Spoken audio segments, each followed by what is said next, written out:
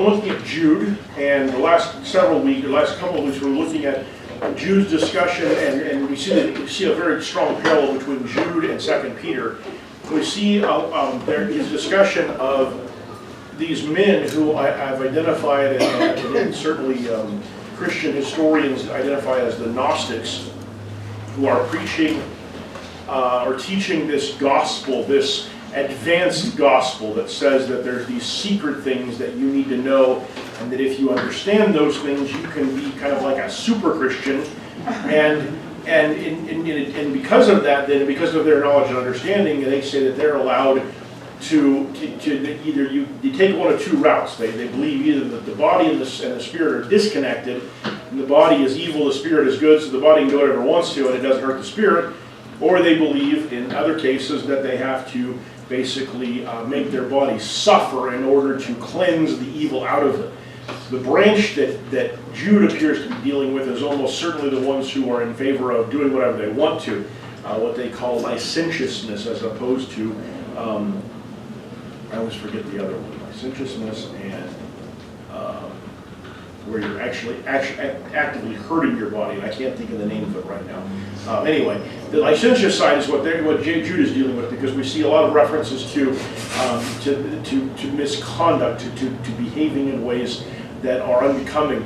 And while the ascetic, that's the term we wrote, the ascetics were also damaging their body, which I think either way, when you're using your body for something that God doesn't want you to do, or when you are, flagellating yourself or starving yourself or trying to make your body suffer. And let's differentiate that between somebody who is fasting, for example, for a period of time to help their minds focus on prayer. But when you're doing it because you think your body's evil and that your spirit is what's good, you've misunderstood the gospel, first of all, and second of all, you're hurting the temple of God.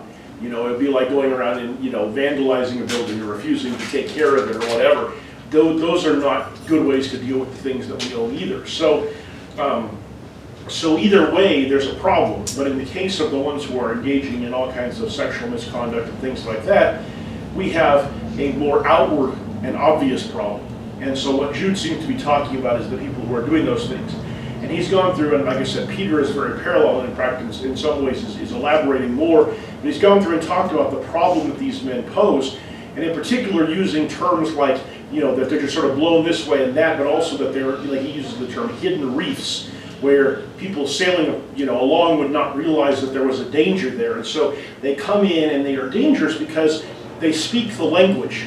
They talk in terms that the Christians understand, and they sound like Christians, and they sound like they understand the gospel, and then they come along and they say, and there's this extra stuff, and you can understand some of the attraction of this, some of the confusion of this, because first of all, they don't have the scriptures in the way that we do.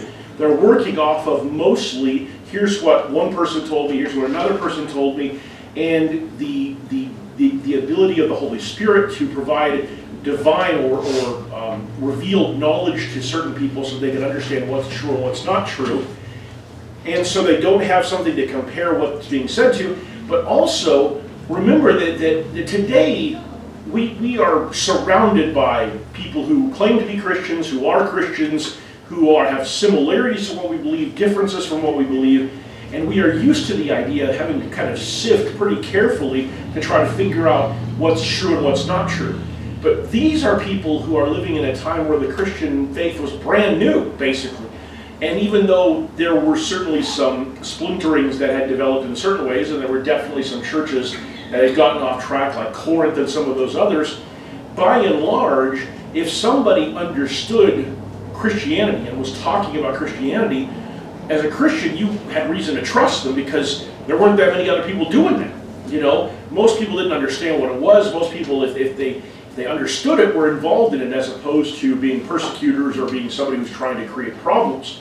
So they don't have a lot of natural defenses to this, the way that we kind of have developed them, a certain amount of cynicism and mistrust and those kinds of things. They don't really necessarily have a lot of that.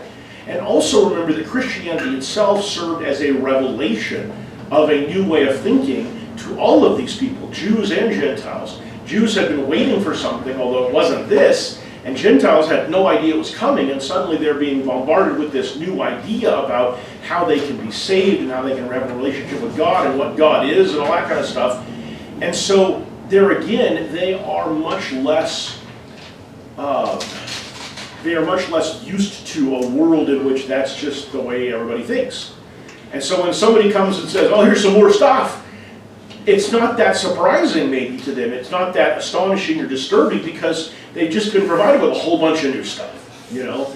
And so we have a degree of experience culturally, not just individually, but culturally with the ideas of Christianity and with the risk of people engaging in false teachings or perverting Christianity or misusing it. And so as a culture, by and large, we are more or less susceptible to that to some extent. That doesn't mean we still aren't plenty susceptible. I mean, you just look around and look at some of the crazy things people will buy into, but we have an advantage in that regard that they lack. And so it's not nearly as surprising as perhaps we might tend to think it is that so many people were led astray by this. But Jude is trying to correct that thinking. And so these men that he's been talking about, he and Peter go through, and they have a long list of very harsh criticisms and analogies that they use about them in saying that basically these are the last people in the world you should be listening to. And so picking up in Jude verse 14, it says, it was also about these men that Enoch, in the 7th generation from Adam, prophesied, saying, behold, the Lord came with many thousands of his holy ones to execute judgment upon all, and to convict all of the ungodly of their ungodly deeds which they have done in an ungodly way, and of all the harsh things which ungodly sinners have spoken against him. Okay, so here's the problem. I think we all actually know what the problem is. Where? This is actually more about Enoch than the rest of the Bible says altogether. Because, I mean, literally, in Genesis, it basically says, you know, that Enoch, so-and-so begat Enoch, and Enoch walked with the Lord, and then he was not because the Lord took him. And that's it. We don't get into Enoch's prophecies or anything like that.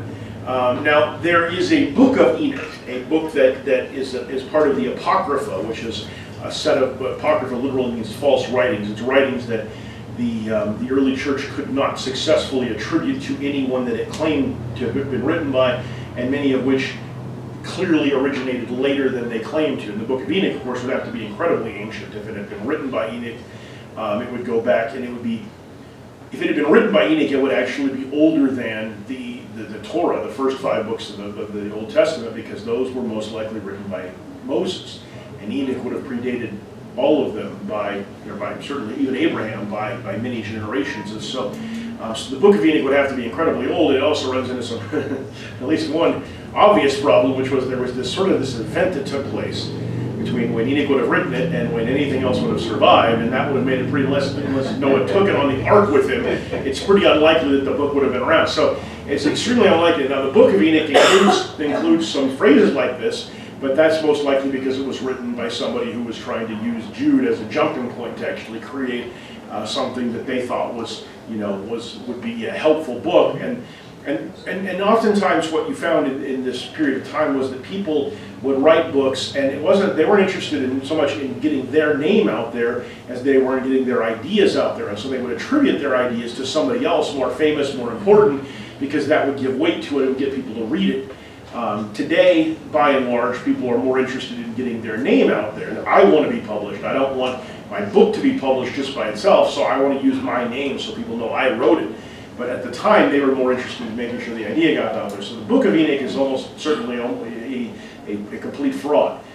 But what we have here in Jude is someone who is divinely inspired, who is speaking. And so we don't know for sure whether this is Jude giving a revelation that's telling him that that's what Enoch said, or whether there was some sort of Jewish tradition or what he was working off of that might have led him to quote this.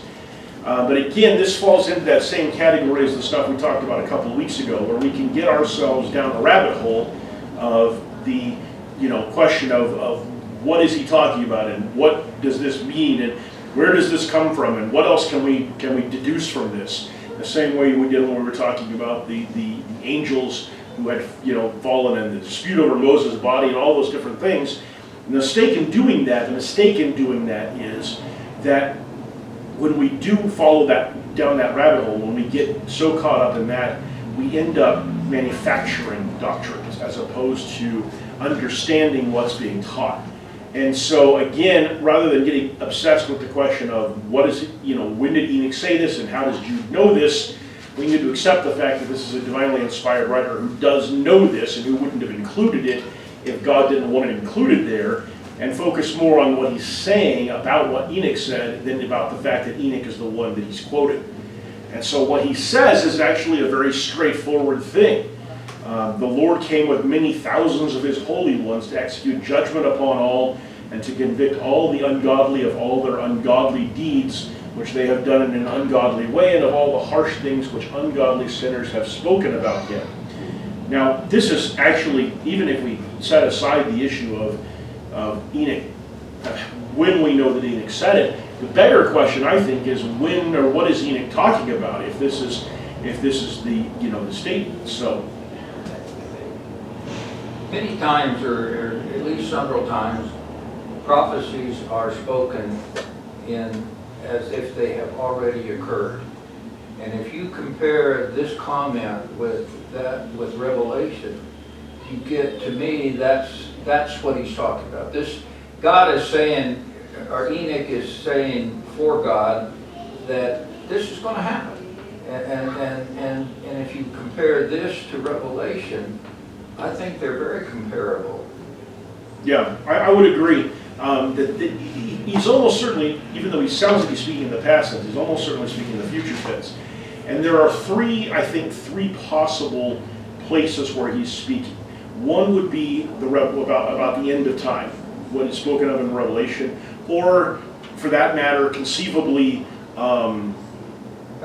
One of the battles of Revelation as well. It could also be referring to the flood, which would be the end. I mean, if you look at Enoch's age, his age lines up with the start of the flood, so it would suggest the possibility that he was prophesying about the flood coming, and using, again, this idea of the Lord coming winning thousands of his holy ones, using metaphor rather than necessarily little. But the key point there would be that the flood is absolutely a judgment like this, a judgment of God against those who were doing evil, which at the time was pretty much the whole earth.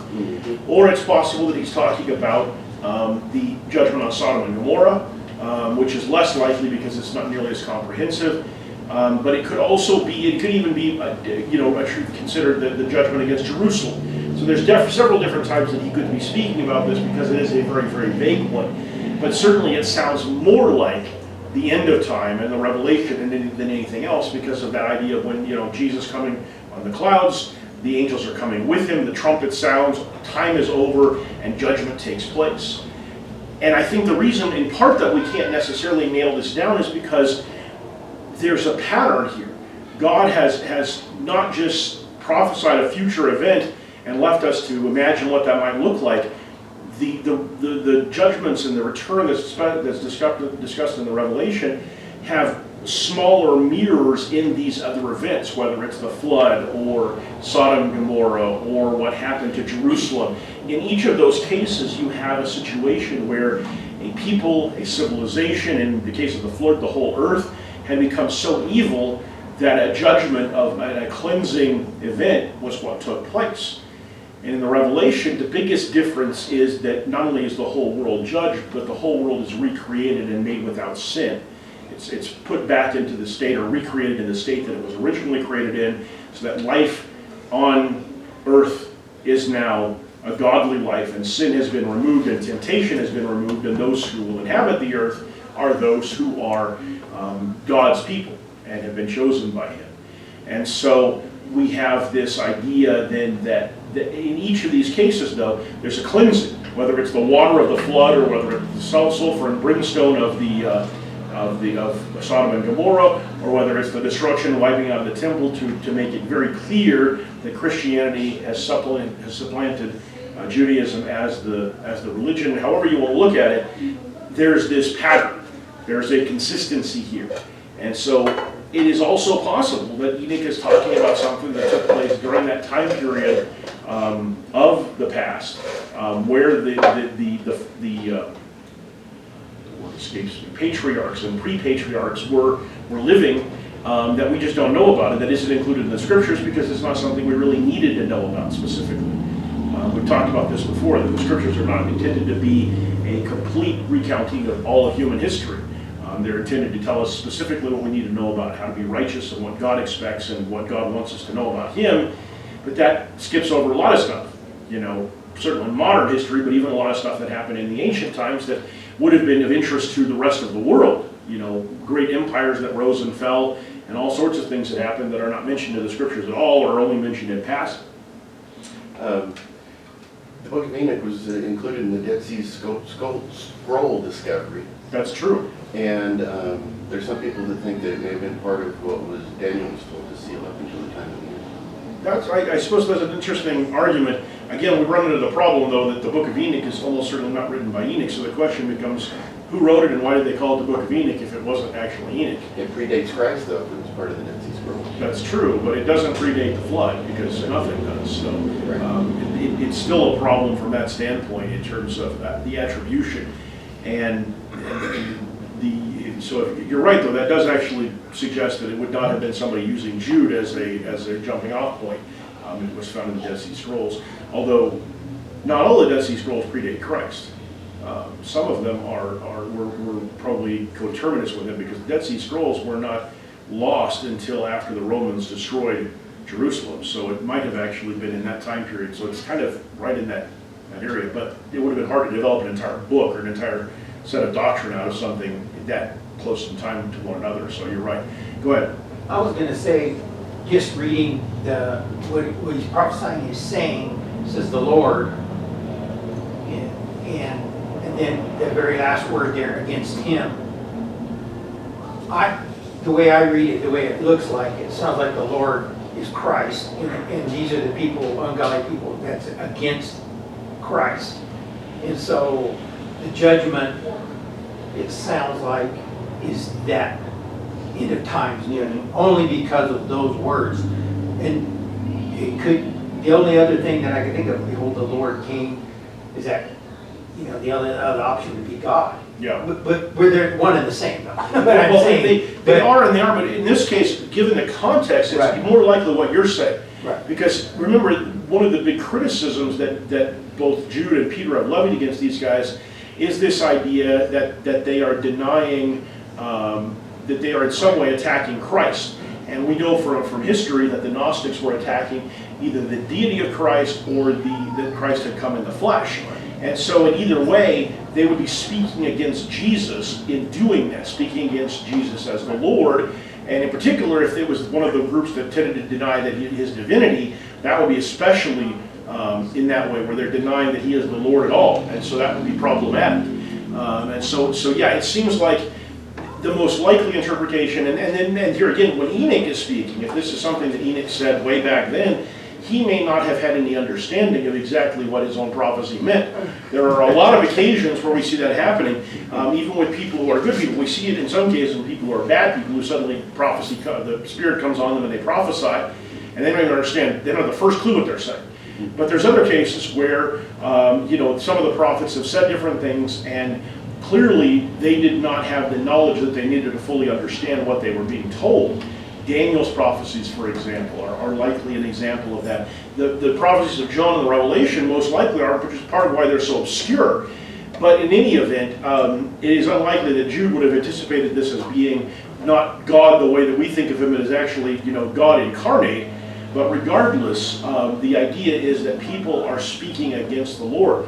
And we can see in Romans, when Paul talks about the descent into corruption of mankind, that he talks about this idea of people not honoring God. And ultimately, everything that's done that is sinful is an attack against God's sovereignty, attack against God's holiness.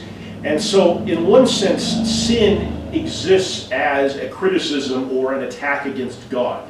And so, again, this is such a generalized statement that it could be used in a lot of different ways, but that's likely why Jude used it, because it can apply very closely to the situation that he's talking about, which is that people are speaking about things they don't know about, and they're saying things about God that aren't true, and Jesus as God that aren't true as well. But the key to this is judgment is coming for them. You can't expect to get away with that forever. Peter talks about it, he says, some people think that because nothing's happened for a long time, and they said all these things that haven't been struck dead or something like that, that they're right, or that it's okay. But the truth is that God waits sometimes, and when God waits, it's still going to be bad at the end when He comes back and He actually executes judgments. And so that seems to be what Jude is saying as well, that it isn't that God doesn't know, it isn't that God agrees, it's just that God is waiting. But there's going to come a point when He's going to come with His angels, and a judgment is going to happen, and it's going to be the end of those who have been ungodly. And over again, He uses that phrase, that term ungodly too, that idea that these are people who do not have God. And this again serves as an indirect criticism of them, this idea that they're speaking as though they are godly, as though they know more than everybody else does. And the truth is, he says, they're not godly at all. They don't have anything to do with God. Oh, wait, sorry, got ahead of myself there. Okay. They are also grumblers, finding fault, following after their own lusts. They speak arrogantly, flattering people for the sake of gaining an advantage. So these are the kind of people, we talk about hidden reefs. The people who grumble and complain are the ultimate hidden reefs in any organization, because they undermine. What's the difference between grumbling and constructive criticism? With constructive criticism, you have a solution. Okay, that's exactly right. Everybody, you like talk. It can be fun sometimes to talk to somebody who's got all the gossip and all the negative, but at some point you start to realize that they don't have anything useful to contribute. They're just upset and angry and unhappy, and they've got lots of things to say, but they don't actually have anything useful, anything to say, okay, here's a problem, here's how we can solve this. Well, the intent would be different too. Constructive criticism, you're wanting to help somebody improve. Right. Or not make the mistakes. Whereas with somebody who's grumbling, what's going on there? You're just trying to stir up trouble, basically. You're reveling in the fact that things are. I mean, think how many of you talk to somebody where they're so delighted that something bad has happened, and they get to tell you it. If we actually step back from that for a second and say, wait a minute, yeah, is this healthy in any way, or that we're sitting here talking bad and we're enjoying the fact that something bad is happening? I mean, is that a good thing? I suppose that when somebody does something really stupid or really bad, it's good that something bad happens so they learn the error of their ways, sort of. But still, to revel in that is a weird way to think. Mark? I was just going to say, and usually the grumblers are the ones, they'll grumble behind the person's back. Right. They will never go to that person and say, hey, I think you got a problem, or I see this, can you do this to correct that? It's always that behind your back talking, right. and it never does anybody any good at all. It's just stirring up animosity and confusion and distrust. Well, if we look at 1 Corinthians 13 and we also look at the fruit of the Spirit, love is the greatest. And if you love, you don't want to see those bad things happen. You want to lift others up. You want to bring them along. You want to be helpful. You don't want to rejoice in their suffering. Yes. Yeah, exactly. I mean, love is what's supposed to drive us as Christians. And so there is a place in love for saying you're doing the wrong thing. Right. Here's what you need to do. But there's not a place for going around telling everybody else, look at what so-and-so is doing, isn't that terrible? That's not love, There's a TV show I used to watch that's gotten way off the rails. I mean, it was a science fiction show to start with, so it's kind of a bizarre thing anyway, but it's gotten way off the rails in the last 5 years or so. But it's Doctor Who. I don't know how many of you are familiar with the show, or at least the name of the show. But the character Doctor Who, the Doctor, is an alien who's ridiculously old. He's at this point tens of thousands of years old. At the start of this particular show, he was probably more like several thousand. But in any event, he travels around through time. He's very, very smart. And at one point, he is confronting a British prime minister who's doing some very, very bad things. And he says, basically, you have to stop, or I'm going to stop you. And she says, is that a threat? And he said, no, it's just a warning. I'm going to stop you if you keep doing things. And she says, basically, I have no interest in hearing from you, so just go away. What can you do? What can you really do to say to me? And he says, I forget how many words it is. I'll figure it out in just a second here. But he says, all I have to do is say 7 words, and you'll be done. And he said, and she just basically kicks him out. And so on his way out, he turns to her aide and very quietly says to him, isn't she looking tired today? and he leaves. And within a year, her administration has collapsed because people have begun to perceive her as old and ineffective and unable to do things. The wrong words or the right words in the wrong way can be incredibly disruptive and incredibly damaging. All you have to do is put them in, and if you say them enough to enough people, they can go really quickly. But it doesn't take very much. It doesn't take saying something obvious, because if we say something obvious that's so hateful about someone, most people go, oh, they just really don't like them, we're not going to listen to them. But if you say something that just seems kind of like it's smart or it's funny or whatever, that's all it takes sometimes to really undermine somebody else and really do a lot of damage to them. And the kind of people that Jude is talking about here seem to be the kind of people who are clever in that way, at least, in being destructive. We're not supposed to listen to slanderers at all. Yes. And elsewhere in Scripture it says something about, it likens, where does it say that? That it likens a busybody to a criminal or to murder. That's Proverbs, I'm sure, but I don't know which one. So, but you're right, and one of the things we have to be careful about is it's easy to criticize people who do the talking, but if we're doing the listening, we're just as complicit in what's happening as anyone else is.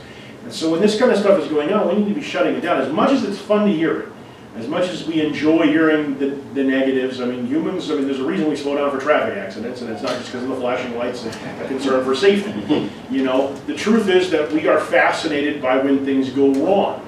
All you have to do is go on YouTube and type in the word fail, and you will find so many videos of things going wrong. And they're fun to watch, but they're not really a healthy thing to spend a lot of your time on. So we have to be mindful that we shouldn't be participating as listeners any more than we should as the speakers.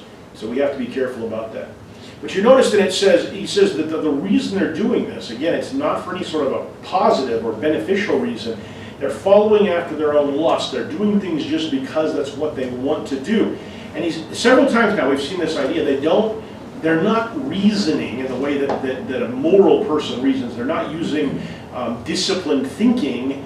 They are able they're clever, they're sneaky, they're the kind of thing you would think when you got like a real smart animal. You know, they're not. It's not that they're really, really smart. They're just clever, and they're the word I'm looking for, I can't think of the word right now. When they're smart, more instinctively smart than anything else. But Intuitive? What's that? Intuitive? Kind of like that. There's a different word for it when we talk about animals. What's that? Devious? And not really. I mean, these are all true. But the word I'm thinking of is when you think about like a smart animal. It's anyway. I'll probably come to me in 5 minutes or something. But, what's that? Anyway, so the point is though that they're not necessarily doing this because they're not morally intelligent. They are simply driven by what they want, but what they want causes them to do all these destructive things. They speak arrogantly. Arrogantly is speaking from the standpoint of I know better than everybody else, or I am better than everyone else. But they flatter people for the sake of gaining an advantage. So they are the kind of people who say the things that make you feel good, things that you want to hear to you. A lot of times that's saying bad things about other people to make you feel good. Oh, you're a great person. I mean, look at so-and-so and all the things they're doing or whatever it is. But they do all of this to gain an advantage, to improve their standing with other people, not because they're trying to be good people, but because they're trying to take advantage of other people, set themselves. We call them narcissists. Narcissist, it's not a bad phrase, you know, it's not wrong. Certainly we see that among politicians all the time. What's always fascinating with politicians is to go back, and now that we record everything that they say is basically recorded, to compare what they say to one group versus what they say to another group, Oh, yeah. you know, and the things that they promise and the things that they say are important. And so rarely can you actually get those things to line up for very long, especially, and I've said this, I just talked to my kids about this at school on Thursday, the further away from the people the government gets, the more removed they are from what's really going on, what the people are really doing, and the more deceptive most people become. So at the more local level, it's very hard to ignore what your citizens want and to be fake about what you are, because they see you all the time. They see what you're doing and they know you. But the further away you get, so you go from the local level to the state level, it gets harder to really tell. And you go from the state level to the federal level and it becomes almost impossible to really tell, because what people say to you and what people do are so radically different that you can hardly trust anybody, and then you're left with no choices, or you've just got to kind of hold your nose and vote. You know? But either way, the further away you get, the harder it is to know. And the more likely, because the larger number of people you have to appeal to, that's the other thing. If you're local, if you're campaigning for Payson, you have a pretty good idea what the thinking of the city is, you know, and assuming that you plan to represent them, you better be able to sort of line up your thinking with what their thinking is. But if you're representing the state of Arizona, it's harder. And if you're representing the country, it's really hard because there's so many different views. And so what ends up happening is to each group you're trying to mold and shape your presentation to whatever that group is.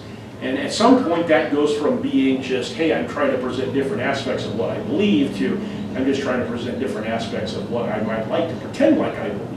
You know? But in any event, these are people who have a very distinctive and specific message, and so they have learned to tailor that message in ways that take advantage of people's weaknesses, of people's their own arrogance and their own insecurities, and they use that to gain advantage, either economically or in terms of getting people to follow them, which gives them power.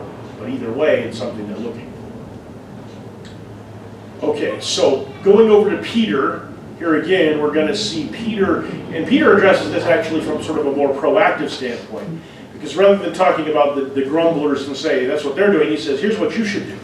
Do all things without grumbling or disputing, so that you will prove yourselves to be blameless and innocent, children of God above reproach, in the midst of a crooked and perverse generation, among whom you appear as lights in the world, or the NIV translation says you appear as stars in the heavens. The idea of a shining light.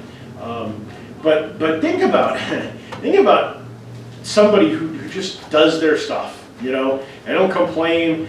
Things get difficult, they're positive, they're just, I mean, we hate people like that. and not really. On one level, we kind of do, but we really, people like that stand out. You know, you remember people like that who do their job, who are enthusiastic and positive and bring positive energy with them. We remember people like that because it's so unusual for people to behave like that. And so when we do encounter people who really are working hard and doing their job and not complaining about it, it's a challenge. The reason we hate people like that too is because it's a challenge to the rest of us, reminding us that we're not doing as well as we could be doing, and that we are falling short of what can be done, what can be accomplished. But Peter says, no, Philippians, this is Paul, I knew this didn't sound like Peter. Philippians, Paul says we're supposed to be the kind of people who are joyful in what we do, and who accept what is, and we go on about it, and we do what God wants us to do. And if we do that, that we can be blameless and innocent children of God, and people will be able to see that we're children of God, because we will stand out from the people around us, because they are not like that, because they are crooked and perverse. And so that provides the ability for us to serve as those lights that Jesus called on us to be. Comments on that? Okay, so, this is interesting. Apparently I have a black screen here for no reason. So, Paul continues though, and he says, for many walk, of whom I often told you, and now tell you even weeping, that they are enemies of the cross of Christ, whose end is destruction, whose God is their appetite, whose glory is in their shame, who set their minds on earthly things. Now, these people are not the same people, most likely, that Peter and Jude are talking about. Paul is writing this much, much earlier than Peter and Jude would have been written, and he is almost certainly not dealing with the Gnostics because they had not really developed yet at this point. He is much more likely talking either about Judaizing teachers, where he's talking about the kind of people he talks about in a couple of different places in Romans and Galatians, where he says, you've gone too far with your Christian freedom. You've taken your Christian freedom as a license to do bad things. And so he's probably talking about some of those earlier Christians who were either caught up in the physicality because of the Judaizers who were saying you've got to follow all these physical rules, or they're caught up in physicality because they've decided that Christianity gives them a license to do whatever they want to. But what's interesting to me is that either way, when we're talking about these Christians who've fallen away, the outcome looks almost exactly the same as it does with the Gnostics. That every time that we start to impose our own thinking on top of God's thinking, whether it's we've got to do the things that the Jews did, or we've got to do the things that we can do whatever we want to with our bodies, or we're not even connected to our bodies, our spirits and our bodies, and different things. Whatever reasoning we come up with, it always seems to lead us to the same place, basically. You know, either you got to be really mean to your body, or you got to do whatever you can do whatever you want to with your body. But either way, it always seems to be an excuse to do what we're naturally inclined to do anyway. And I think this is the key to it, is that the Gnostics fell into one of two groups, the ascetics and licentious group, because that's what they wanted to do. The ones that fell into the licentious group went that way because they wanted to do whatever they wanted to, and the ones who fell into the ascetics group were ones, for whatever reason, felt like their bodies were evil and they needed to punish themselves in some way. And the early Christians were taken away by the teaching of the Jewish Christians, were led astray because they were focused on physical things and rooted in the physical world, and so it became easier for them to get caught up in it. And the ones who were, who were the more liberal or that went too far were the ones who had been used to doing that anyway, more often than not. And so we end up following after, we create excuses for it, but we end up following after what we want to do. And we place that first, and then we build a framework of why it's okay around it. And I think all of us have dealt with people who are like that. My mom told me not a long time ago about some people, some friends of hers, who they were the husband was looking for a little bit better paying job. They were okay where they were, but he was looking for something a little better.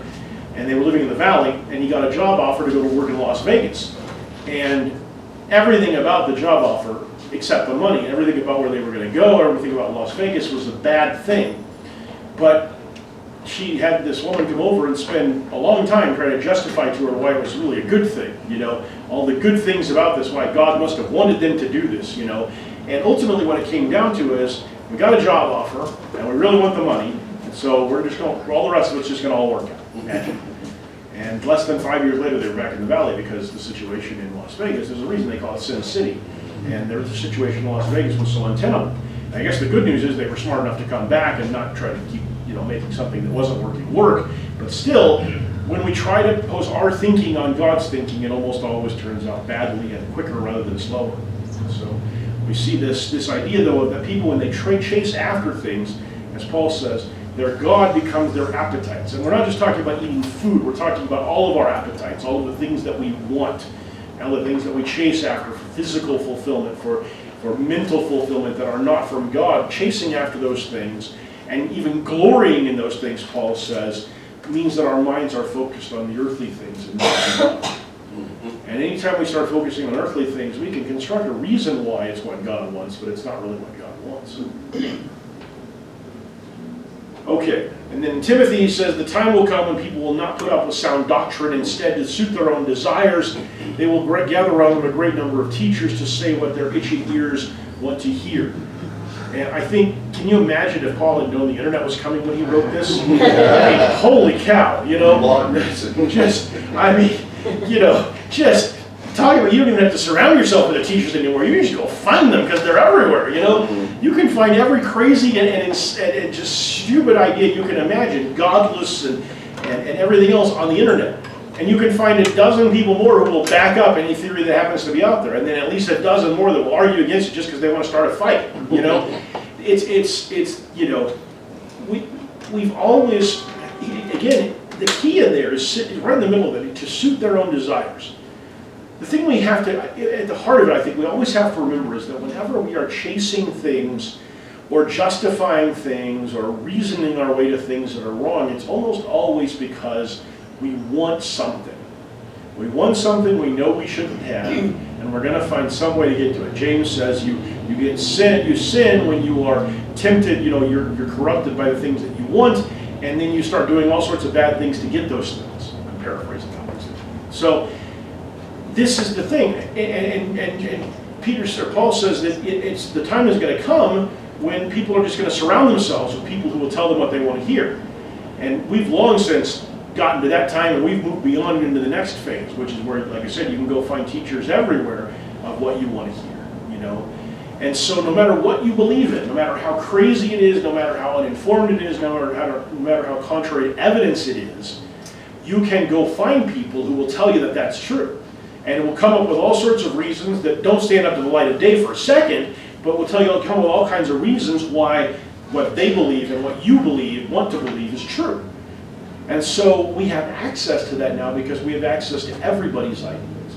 And there is no gateway on the World Wide Web for, truth or for, expertise or knowledge or any of that kind of stuff to prevent everybody from putting everything out there. And so now we have it's even more difficult than it ever has been before to try to debunk falsehoods, because they spread so quickly, and people see them online and they see them in print and they say, well, this agrees with my worldview, so this must be true. You know, and it doesn't matter that there's no evidence to support it. It doesn't matter that the person who's talking about some sort of, 2,000-year-old event is someone who's, hasn't even graduated from college yet or never will. It doesn't matter that they have no way of knowing any of the things they're talking about. The fact that somebody said it and it agrees with what I said means that it's true, which is an incredibly dangerous way to think. But Paul says we've always been like that, In his time, in a sense, the danger was the same danger, just kind of without the information being out there. Because with nobody having any information out there, with nothing written until these letters started being written and the Bible started to be compiled, you didn't have anything to compare it to. You just, one person says, here's what I think, here's what God told me. Well, I guess, maybe he did. I don't know, maybe he did. That's what we're getting online now, is here's what I know, here's what's true, this happened. And it might take you another hour to explain why that didn't happen, but just because somebody said something happened, now it did. And so but again, it's driven by what we want. People, if there were no consumers for these things, then what would happen is you would have these little people in their little corners of the World Wide Web pumping out a bunch of stuff that nobody ever reads. And that wouldn't be nearly as harmful, and eventually they would run out of money to pay for bandwidth and they'd go away. But what happens is that people keep going and looking and reading and putting more stuff out there.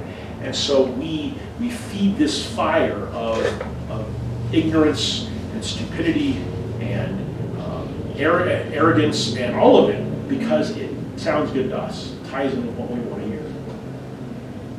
So, yes. I think it's important that we surround ourselves with people of like mind.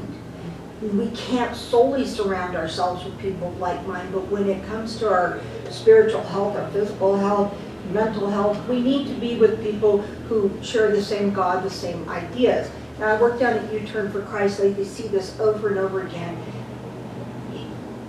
If a person goes through this program, which is a program to get men and women off of drugs and alcohol, they can be doing great. If they go back to their old friends, if they go back to their wives or mamas or girlfriends, they 12% of the time will relapse. Yeah. And yet when they are in the program, they're strong because they're of like mind. They all have the same problem. They're all in the Word every single day, twice a day. And they're strengthened by that. But they get weak when they leave, and I think that's an important lesson for us. Now, we can't just associate with people in this room. We would never bring others to Christ if we did. We need to be a shining example out there. But when we're weak, we need to turn to our brothers and sisters. We need to turn to the Word. We need to turn to our family who is in Christ and get strengthened by that. And that's hard to do sometimes when we want to do the other things. Right. But it is the right thing to do. That's what we're called to do. Yeah. I think we do, what you're talking about, I'm reminded of a very similar situation that happens when we have people who leave prison. And if they go back into their old lives, they almost always go back into their old behaviors, which is the reasons why, when you're put on parole, you're almost always required not to associate with your, criminal associates. In many cases, you're required to stay away from certain places that you used to go, from certain things you used to do. The idea is to try to keep people away from the things that cause them to do bad stuff. And it's almost impossible for them to succeed if they don't stay away from those things. But for most people, the problem is that when they leave prison, they don't have any resources to do anything else but go back to those things. And so it's kind of a catch-22. But I think the one thing we have to be a little careful about is not surrounding ourselves with echo chambers.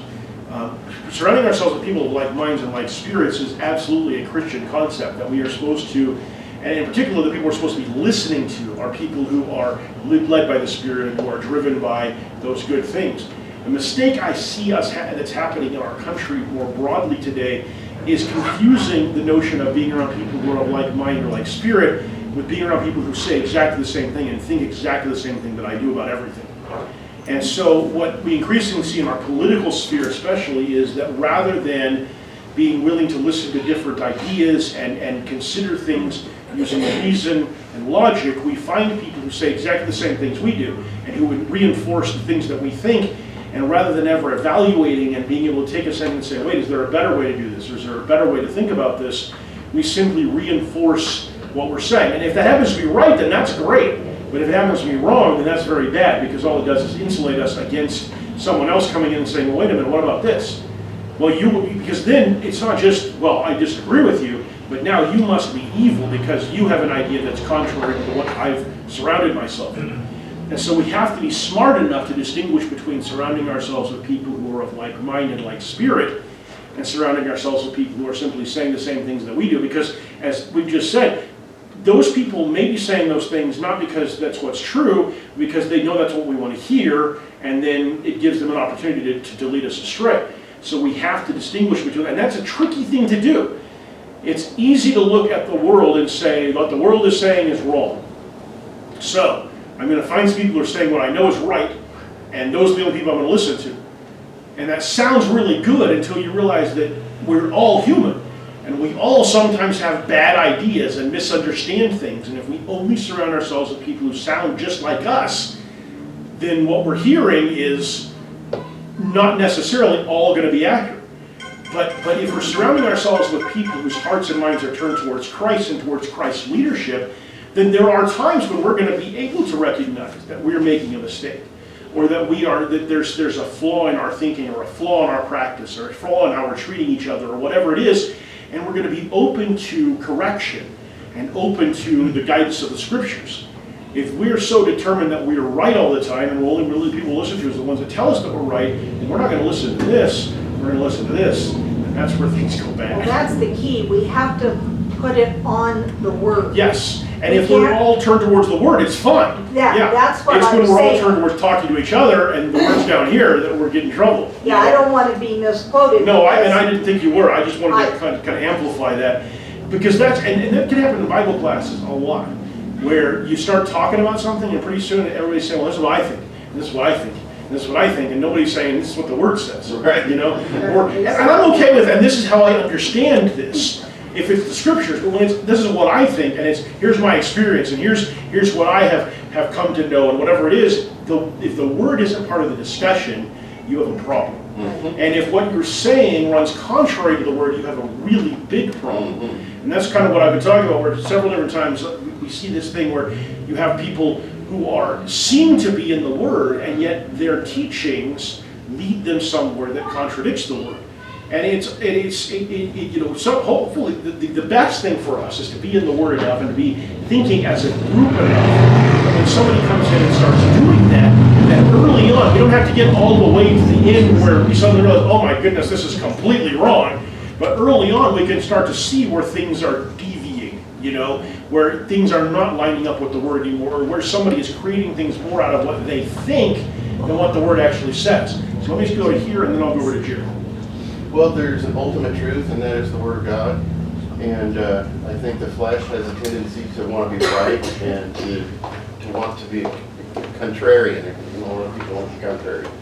And we should all try to have a mindset that we're going to pursue truth and try to everybody have a meeting of the minds and agree on the truth. Yes, if we can. If there's a disagreement, then we have to deal with that in some way. But depending on what we're talking about with the truth, the question there's the question of the truth in terms of what does God say is necessary versus the truth in terms of what do I like and what do I think would be better. And there's a critical difference between those two things. And one of those two things is something we cannot compromise on, and the other one is something that we need to compromise on when we have disagreements. Jerry, you're going to get the last word. Just a comment that if you were shooting a rocket to the moon and you're off 1 degree, you're going to miss the moon badly. Yes. Much less than 1 degree. Yeah. Okay. Thank you all, and I appreciate all the comments that have been made today. So we're going to take a break. We'll be back in 10 minutes or so.